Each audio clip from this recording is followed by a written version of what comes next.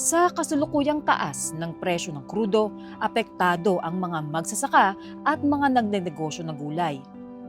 Ito ay dahil sa halip na maibiyahe papuntang merkado ang kanilang produkto, minsan sa kagipitan, pinipili nilang itapon na lang ang mga ani.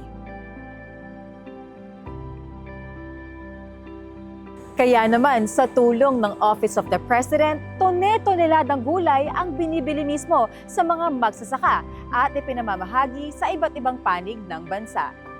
Sa inisyatibong ito, bumibisita mismo ang tanggapan ng Pangulo sa iba't ibang trading post sa bansa para bumili ng sariwang gulay mula sa mga magsasaka.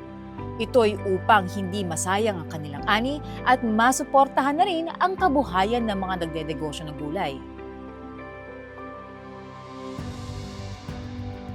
Matapos bilhin ng mga gulay ay ipinapadala sa iba't ibang lokal na pamahalaan na siyang namamahagi nito sa kanilang mga nasasakupan.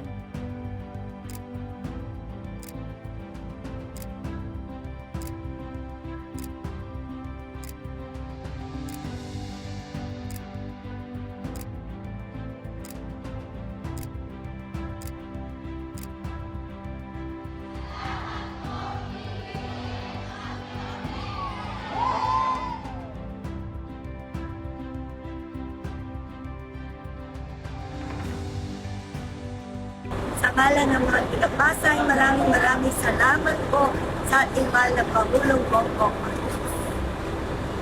Kabilang din sa mga benepisyaryo ang Walang Gutom Kitchen ng Department of Social Welfare and Development, New Bilibid Prison at iba pang mga ahensya at institusyon. Muli, maraming salamat po, Mr. President! Sa nakalipas na 2 linggong tuloy-tuloy na pagbili at pamamahagi ng gulay ng Office of the President, hindi lang mga magsasaka ang natutulungan, kundi maging ang mga pamilyang higit na nangangailangan. Kaya patuloy ang aming pag-aaral at patuloy ang aming pag-monitor para tiyakin lahat makakaramdam ng tulong ng pamahalaan ngayon sa dinadaan natin na problema at sa krisis na naging bunga ng giyera sa Middle East.